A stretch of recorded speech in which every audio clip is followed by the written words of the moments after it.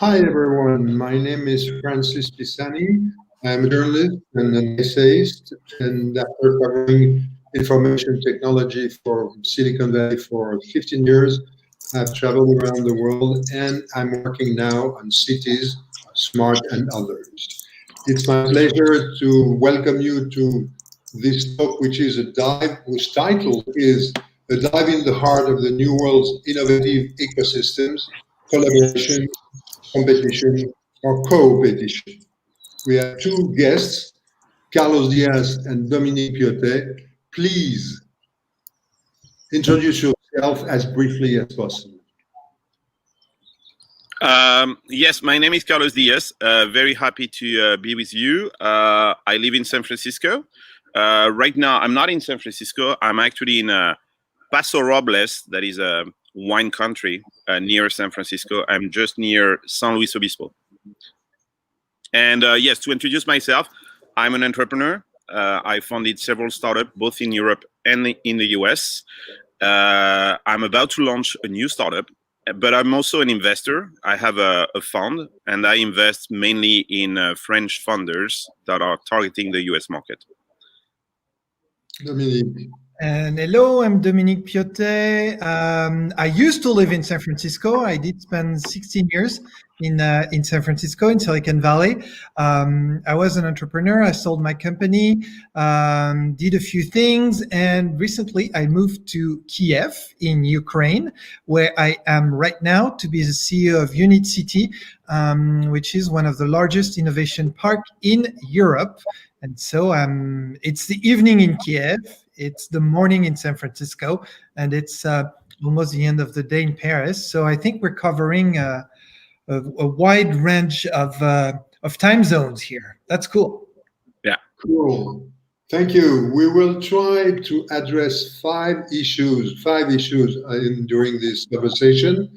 In an introduction with some definitions and the situation on COVID in your places and the impact on entrepreneurship and innovation. Then Silicon Valley, is it a model, an inspiration, or a mindset? Then the question of financing, the role of GAFAM, and finally, we would like your take on other innovation model or mindset. I will do my best to preserve some time for the people seeing this talk to ask question at the end. You can write down your question on the right hand of the screen, and we will try, if we have time, to find time to answer your question. My first question to our two panelists is, I'm not sure the term that you are using has the same meaning everywhere. So I would like to know what you understand by technology ecosystem. Carlos. Technology ecosystem, and I'm sure that Dominique will agree with me, but it's a combination of different... Never assume that. Excuse me? Never assume that Dominique... No, never assume that Dominique will agree with me. I'm sorry, my dog is getting crazy now, but... Yes, so for me, an ecosystem is a combination of different elements. I would say that the first element, to make a tech ecosystem, the first element you need is talents. So you need universities, you need talents in technology. That's the first thing. The second thing is money, capital. That's very important. And by the way, I think that you build an ecosystem when you start mixing talents and capital together. And to make this mix, the cook to mix, these two things together are entrepreneurs. And that's very interesting because I've seen new ecosystem around where you have great talents, you even have capital. France, for example, is a good example of that. But sometimes you're missing the entrepreneurs, the people who are willing really to take a risk and mix, these two things together to create something out of nothing. And that's, for me, the definition of an ecosystem. Dominique, what is your take on that? So I actually agree on the two first parts. I think you need talents. I mean, if you don't have talents, you don't have anything. You obviously need money. If you don't have money, then great talent with no money is just cool startups staying in their garages and not getting never ever out of the garage. But I think you need a third element, and I don't know if it's entrepreneurs necessarily. Actually, I think it's what I call a rebellious minds, and really something the willingness to do things differently. Not accepting the situation. Yes, and it's almost something you cannot escape. It's something, it's in you. You have to do it.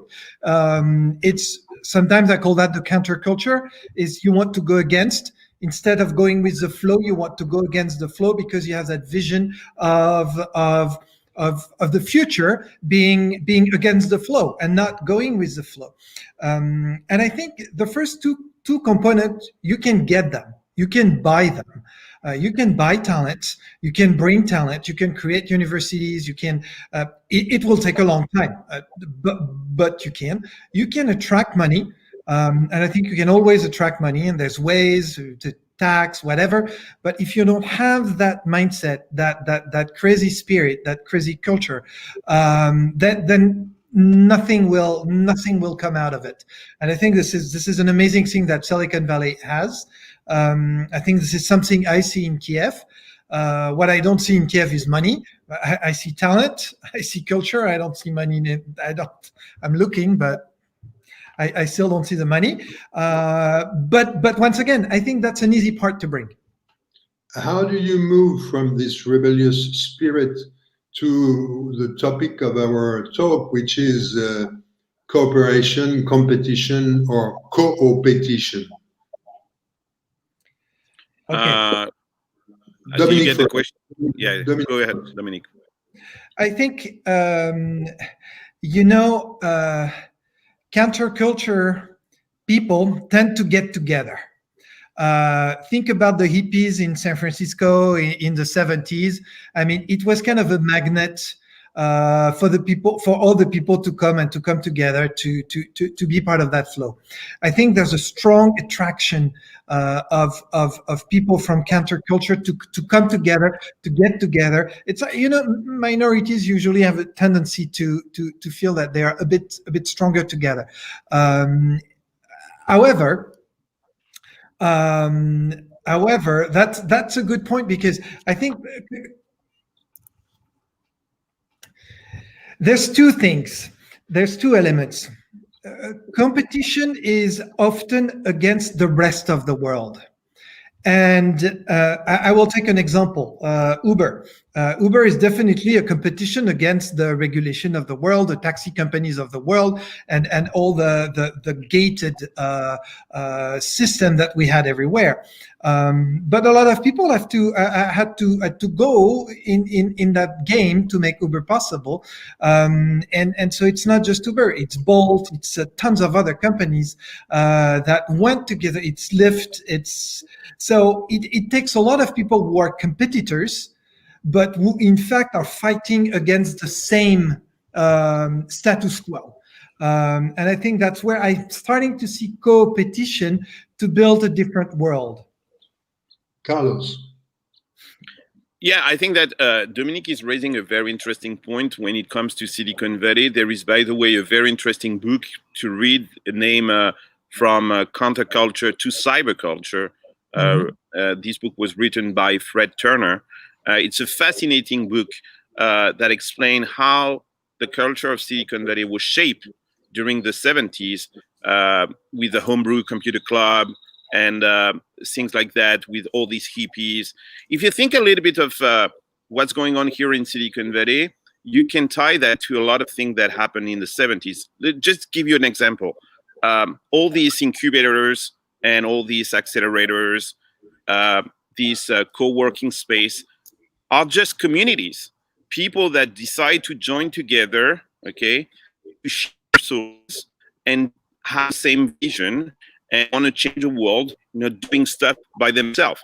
So that very tie, to what happened in the 70s in San Francisco. And like Dominic is saying, I think that the enemy, the competition, is not the other startups, but it's the system. A lot of people around the world are joking and laughing at Silicon Valley when Silicon Valley says we want to make the world a better place. This is not a joke. This is not a marketing sentence. It's something I've been here, for 10 years. And at the beginning, I was very surprised, by that. I thought that it was just a catchphrase, that everybody was saying. But actually, people really believe that. They really want to change the world. They really want to try to make the world a better place. They do not manage, to do it all the time. But it's interesting if you've seen, for example, in Netflix, this documentary, The Social Dilemma. It's fascinating to see that, that yes, they created a monster, but at the beginning, that was not the purpose. The purpose was not to end up, like we have ended up, with these Facebook social networks and other products we have around. So there is this mindset that is a very, very specific mindset that I don't find anywhere else, by the way, in the world. Maybe in Kiev. I haven't visited Kiev, and I would love, to visit Kiev to see if they have this mindset. But it's a pirate, mindset. It's people that are not understood in their own country that goes to Silicon Valley because it's a place where they're going to be listened and where maybe their counter ideas might attract some capital. I think you are talking about the traditional fairy tale of Silicon Valley. When I arrived there in '95, I interviewed Jerry Yang, who was still with his bicycle and his bed in his office, and who told me, I want to become a millionaire and change the world. Since then, many things have changed. The discourse remains the same, but they think obviously much more in making money than in changing the world. But anyway, and there is another thing which is never said about Silicon Valley. We talk about the entrepreneurs, not about the states, the financing which comes from the government, from the State Department, from Pentagon, from the CIA, and so on. That was at the beginning, Francis. That's not the case anymore. Money is coming from China. That's where the money is coming from today. Okay, we are moving forward. And as you are very close to Silicon Valley in your wine country, could you tell us about the impact of COVID, not only on daily life, but how it may affect the evolution of Silicon Valley? Yeah, it's what's going on since 7 months here in Silicon Valley is very interesting. Silicon Valley is strongly affected by the COVID, not in terms of cases because we have a very low rate, but a lot of people flew away. 10% of the population of San Francisco left, San Francisco. 10%. It's huge. It's 100,000 people, close to 100,000 people who left the city. So all the offices are closed since 7 months. A few restaurants are open, but not that many. Downtown San Francisco is a ghost town with a lot of criminality, and it's not a safe place anymore. So the city has changed, and Silicon Valley in its whole, the Bay Area, has changed a lot, since 7 months. What is very interesting to observe is that, yes, a lot of people have left, but the people who left San Francisco and the Bay Area are mainly tourists. And we had a lot of tourists, in Silicon Valley. Yeah, tourists are people that are here just because the weather is good. I'm not talking, of course, about the real weather, but because the economical weather was good. I'm thinking about corporates, for example. A lot of them try to make some investment, and corporate VCs, we used to call them tourist VCs. It's basically they hear, when the situation is good, but whenever the situation gets a little bit bad, they leave. And that's exactly what's going on right now. But the thought leaders, the real people, and I think that's a very interesting time, right now, because the real people that are shaping the culture, the model of Silicon Valley are still here and very, very active. Just an example of that, there is an app that is very famous, right now in the Bay Area, named Clubhouse, where you have 10,000 people. It's just 10,000 people that join together to have conversation every day. You have the most interesting thought leaders in this app talking every day about the future of Silicon Valley. They're here, and I guarantee you, they're super active. They are thinking very, very hard on how the technology, and that's something obvious. Technology is at the core of our future. Okay, and they understand. Is Clubhouse open to the people who are listening to us at this moment? No, it's a private space for now. It's not public. You need to get invited. I can invite you, Francis. I will be more than happy to have you in Clubhouse. But no, for now, it's not public. It's and that's a lot of the critics, right now of Clubhouse is, and you're going to say that again, it's a bubble, Silicon Valley. It's a network of very few people. Yes, you're right. And Clubhouse is private, but it's getting public, but it's taking time, to get public. They want to keep, this network very small and closed for now. Dominique, how do you see the impact of COVID, if there is any, on the future of innovation in Kiev? It's interesting because for us it's a little bit the reverse. I'm not saying there is no impact. I mean, of course, we have people who are getting sick. The numbers are not good, and so on and so forth. But in fact, we see exactly the reverse. For example, in Unit City, I'm full. I don't have any available desk, and I have 3,000 people working in Unit City right now. It's going to be 30,000 when we're done, but right now I already have 3,000 people. I have nothing for them, and the next 2 buildings that are going to be open are full. So I think what's happening is, and I see that a lot, I see a lot of remote teams actually working for companies for Silicon Valley, being here and actually growing really fast. And I think we are going to see the beginning of real remote work with of course, maybe a headquarter in San Francisco and the head and the design and the marketing and the sales, probably in San Francisco or somewhere in the US. But the fact that people can actually really work remotely is a great chance for cities like Kiev, where we have amazing tech talents who are cheaper, who live in amazing conditions, because when you're a developer in Kiev, with your salary, you make in fact more money than if you were in San Francisco. You have a much better lifestyle than if you were in San Francisco. You're not making 120,000. You're making maybe 30,000 or 40,000. But with 40,000 in Kiev, you have a good life. And so I think and companies really understand this here. So of course they work from home, remote, etc. But actually I feel the energy. I feel the resilience of this economy to any type of crisis, actually. Carlos, how do you see the evolution and the importance of remote? Yeah, remote is very important. I think that Silicon Valley was very ready, for this situation, because it's not totally new, for Silicon Valley. People used to work from home already. It was kind of it was not a norm. Now it has become the new normal. So you're right, Dominique. A lot of people who left San Francisco didn't leave, the Silicon Valley. They just maybe 100 miles away, and they are still working for Silicon Valley, but they're not in the city anymore. Everybody's working from home. There is a new acronym here that we are talking about. We're not talking about working from home. We are talking about working from anywhere. What is very different than working from home. And I think that if you think a little bit about what's going to happen in the future, is people are going, the moment we can travel again, you're going to see people being much more mobile.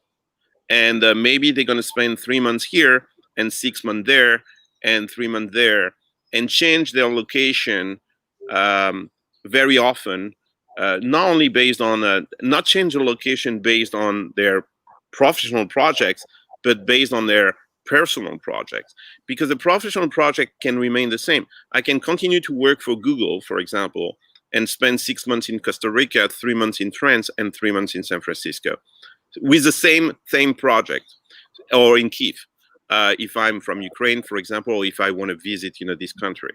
So this is something that's going to happen more often, and I think that people in Silicon Valley already embraced this way of living. And of course, when you have kids, it's a little bit more touchy. But even for kids, my kids are doing remote schooling since 7 months. So why being here? It doesn't make any sense. So I'm here, in San Luis Obispo, but I can be I spend time in Los Angeles. The real question is the time zone, I think. Okay, from where you are, Carlos, is Silicon Valley a model or a mindset, or more of a model or more of a mindset? And that's a very good question. I tend to believe that it's really a mindset. What I see, right now is the question is not what we used to say before the COVID. To say, question not basically to be part of it. And being part of the Silicon Valley, you actually, with the COVID, you don't need to be physically in Silicon Valley to be part of the Silicon Valley.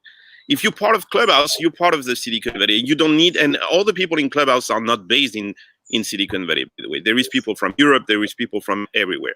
What do they have in common? They have in common the same mindset. They have the same culture.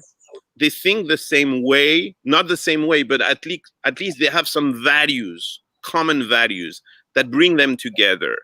And I think that the most important, right now is this mindset. And yes, Silicon Valley is a very specific mindset. It will take hours, to try to define, this mindset. But now the good news for the rest of the world is that you don't have to play local anymore. So the question is not where your body is, but where is your mind? And if your mind is connected with these people, then good things are going to happen to you. If you connect it to very old people or very old ecosystem that don't understand, this kind of thing, then you're in trouble. How do you see that from your experience both in Silicon Valley and in Kyiv? In fact, I think, and it's pretty clear in my head, I think it's both. It's a model and a mindset. And actually, the model is much easier to understand than the mindset. And a lot of people who want to reproduce Silicon Valley are trying to reproduce the model. And actually, the model is not possible to duplicate. It only works in Silicon Valley for a very specific reason. The model is we're going to take a lot of startups, hundreds, thousands of startups, and out of those startups, we're going to create one that is going to be the king of the world, the Facebook, the Apple, the Google, the Twitter. And Silicon Valley is a perfect model to build that. With a VC system, with acceleration, with etc. They go from 30,000 startup to one, and that's a perfect model. And that works extremely well, and that's not duplicable because it requires billions. It requires all the knowledge of Silicon Valley and the experience. But it's also a mindset. And the model is not duplicable, but the mindset is. And the mindset is the one that we mentioned before. It's that mindset of counterculture, is that mindset of breaking the codes. It's a mindset of failing is okay. It's the mind, which is really hard to understand. I mean, failing is not okay for nobody. It's okay, but in Silicon Valley, failing is okay. But it is okay. If you don't have that mindset, you will never create a startup. So in the mindset of reinventing constantly, of etc., and that mindset is hard to duplicate, but it's possible. So what I'm saying is you will never duplicate the model of Silicon Valley, and actually it's not interesting. It works only in one place, super specific, and it will only work in one place. But the mindset, you can get inspired. And actually, this is what we're trying to do in Kyiv, is we're trying to learn from the mindset, not from the model. I have no. I know that Kiev will never produce big unicorns. Actually, if I see unicorns, potential unicorn in Kiev, I will send them to Carlos in Silicon Valley, because this is where they will really become unicorns, not staying in Kiev. And so this is where I really see the difference. And how can you contribute to adapt, or what are the specifics in Kiev for adapting this notion of mindset to the culture in Kiev? Well, that's where it's tricky, because in Kiev we have extremely good tech talent, but we don't have the marketing geniuses and the sales geniuses that we have in the US. I mean, in the US they can take a bad cola and call it Coca-Cola and make it a global brand. We don't have that genius here, so we need to bring also, we need to mix. It's always that thinking that you love, Francis. I know the term in French is métissage. I don't know how you call it in English, but I know it's something that it does not exist exactly. It doesn't exist exactly. It's mixing. And maybe bricolage too, which is another French word. Oh, bricolage! I love bricolage, and see. So those are the thing we're trying to do here. I would like to go back. Good news. Yes.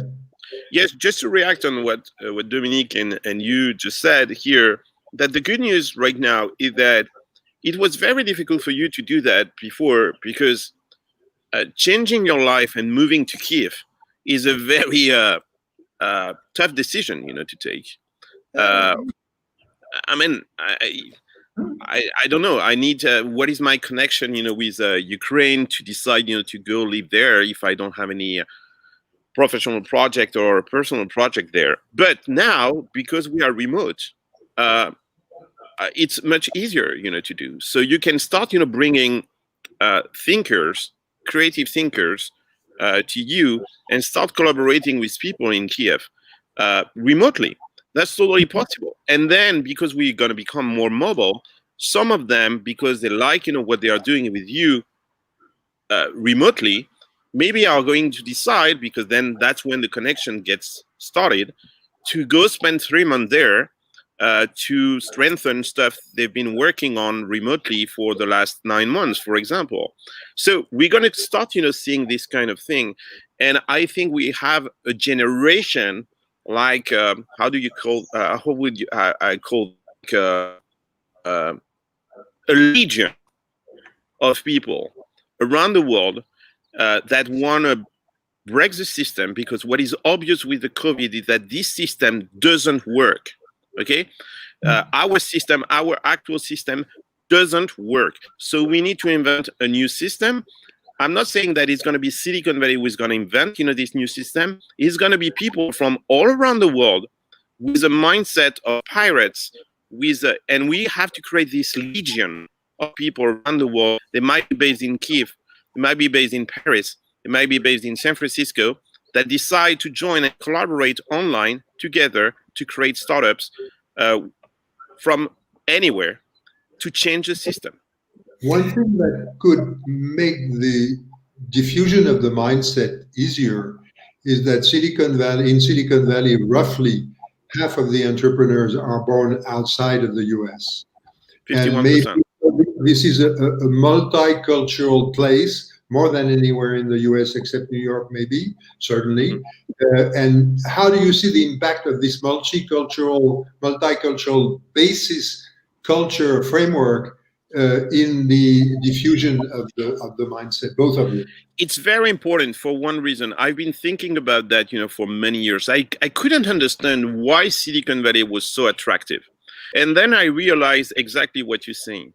51% of the entrepreneurs in Silicon Valley are born in the US. And that's very important. Why? Because they are advocates in their own country.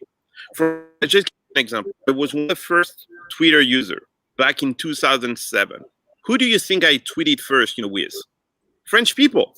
Of course, my first people I was tweeting with was French because I was from France. So I think that the fact that we have people from all over the world, from all around the world, is creating also kind of a role model is much easier to diffuse, because if, for example, you tell me in Kiev that all the champions have Ukrainian names, I don't relate to these people. They're not mine. I don't have this relationship. No matter where you're coming from, you will find a role model with a culture coming from a country. You have French people very successful. You have German people, Indian people, Chinese people, American people.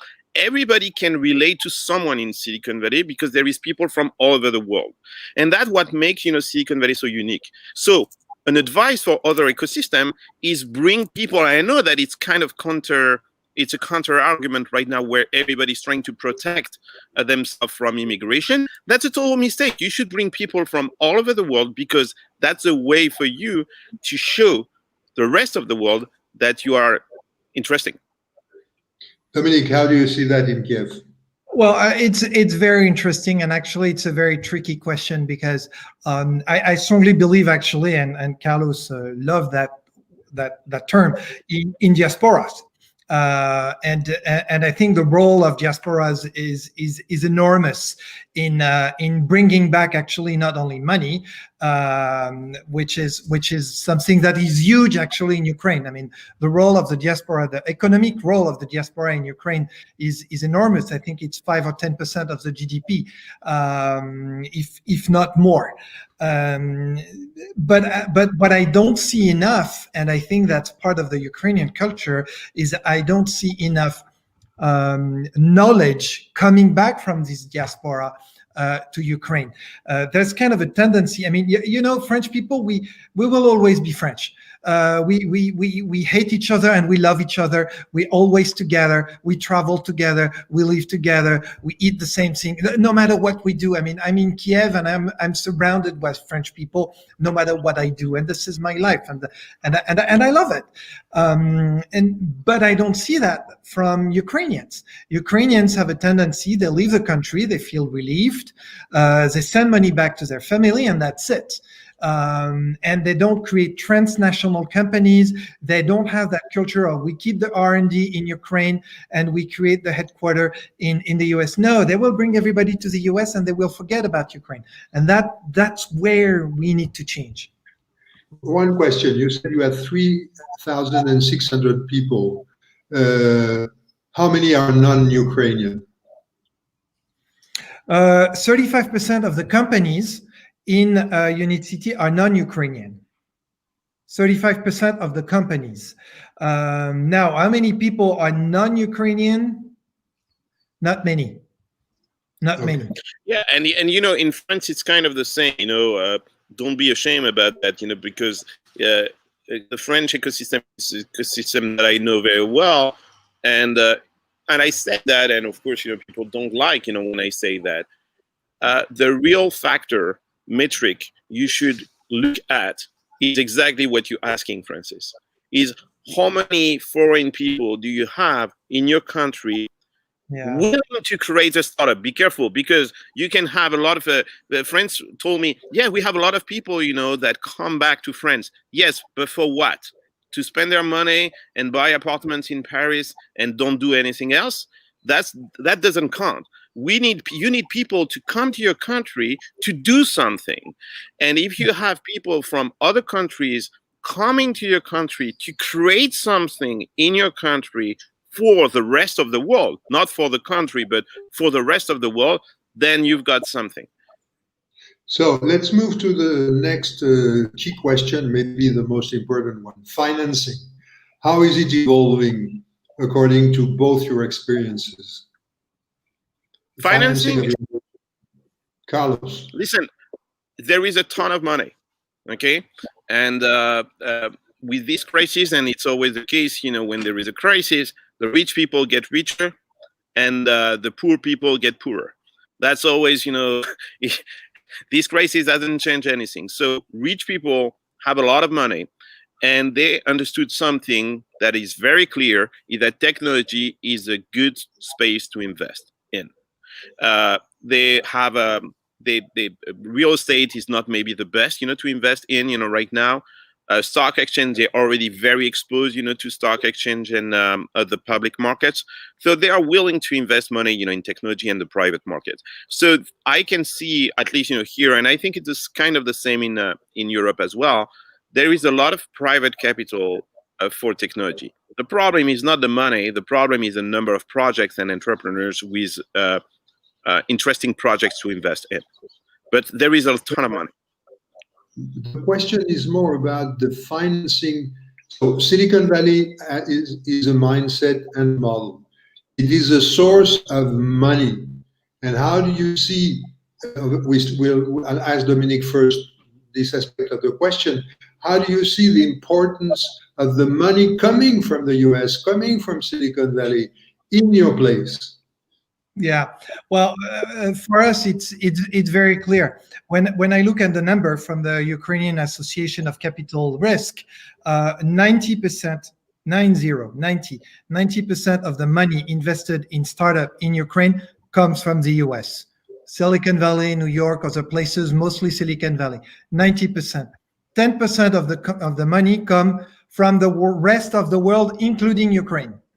So which means that Silicon Valley, I completely understood something. It's not enough to invest in Silicon Valley. They invest everywhere to do acquisition, to invest in and to acquire the team they need, to acquire the companies they need, to invest in the young startup that they see with potential, and that model is here to stay. Which means that it's interesting, but it's also very monopolistic in a way, and not very diversified. I have an analogy that I use, all the time. Is I tend to compare, Silicon Valley with Hollywood, and I think that Silicon Valley is transitioning to a Hollywood model, right now, where they understood something. It's been a long time since we're not making movies in LA anymore, okay? But the production of movie remains in Hollywood, and I think that for technology, it's exactly the same. We are right now in a new era where, yes, startups might not be built in Silicon Valley anymore, but the investment and they will be created all over the world. That's pretty sure. But the investment are going to come from Silicon Valley, like Hollywood is doing with movies. Netflix, for example, is producing movies and contracting with film directors all over the world. And I think that Silicon Valley is going to switch to this kind of thing. You will have the producers and maybe the screenwriters, in Silicon Valley, but the directors and where the movies are going to be made will be all over the world. So teams will be all over the world. And it's interesting because we see that in Ukraine. Netflix opened an office in Kyiv and already started shooting tons of movies in Kyiv, which is a really good place to shoot movies because it's nice and it's cheap. I mentioned at the beginning. I mentioned at the beginning that we would address the question of the role of GAFAM in this financing process briefly, if you can. GAFAM, if you look at what happened in the last 7 months, that is very interesting, is GAFAM demonstrated that they are super powerful, they have a ton of money, and that they are very important, right now. The world cannot work, right now without Amazon, for example. That's very obvious. Are they monopolistic? Yes, of course. Today, the Department of Justice created a lawsuit against Google for the first time. So yeah, there is a problem. I think that the competition of GAFAM right now are not other companies, they are governments. That's really, if you ask what is the competition of Google, right now, it's the Congress. This is the main competitor of Google. And the You know, European Union too, maybe. Dominique. Yeah. It's really interesting because, and I'm just going to talk about Facebook. Before Ukraine was at war against Russia, Ukraine was, as the Russian world, using Qcontact, which is the Russian Facebook. And since it is not possible anymore, now Ukraine switched to Facebook because that's the leader of the world. But provide something else, and people would switch. But today, I think the winners are clear. Listening to you, I hope the rebellion spirit you were mentioning is not dead. Now we are going to move to questions from the audience. The first one is, I don't know who is asking the question. What do you think about the Estonian initiative to launch the e-residency for entrepreneurs around the world? How do you think this initiative will shape the future of entrepreneurship? Very interesting, and I will work on this one because I think Estonia is a very interesting country. Estonia is extremely small, and but like extremely small, but very full of talented people, thanks to one company, Skype. And the fact that Skype was an early unicorn and the founder of Skype decided to reinvest in Estonia created a beautiful ecosystem. And the government of Estonia understood that because they're so small, if they want to open that ecosystem, they need to create a virtual ecosystem so people can be part of it. And actually, the president of Ukraine was with me a few minutes ago. That's why I have that beautiful jacket, just to discuss that, because Ukraine is launching what they call Dia City, which is exactly the same model. Is how do we invite people to become resident on Ukraine, create companies in Ukraine, hire talent in Ukraine without moving to Ukraine and without dealing with maybe a little bit corrupted laws of Ukraine, but dealing with British laws that are much safer. And I think it's super smart. I think it moves in the right direction of having a virtual world, but connected to the real people and the real talent and access to the real resources. I think it's extremely smart, and we'll do that in other world. We shoot two birds, with one stone here, because I saw this question about books, and to relate to what Dominique just said, 1 minute before, you have to read a book that is named The Sovereign Citizen. That is exactly about what Estonia is doing, and that's a fantastic book. It was written 20 years ago, where basically citizens are going to choose their own country and their own system, and it's named The Sovereign Citizen. Read this book; fascinating. Dominique, another book that you would like to recommend? Well, yes, a book that I'm actually finishing right now. It's No Rules. The last book from Reed Hastings, the founder of Netflix, which is about corporate culture and how not to have a corporate culture and not to have any rules is going to actually make your company thrive and keep the A people. Because the problem of a company is when you grow, the talent leave because it's boring to work for a big company. How do you keep the best?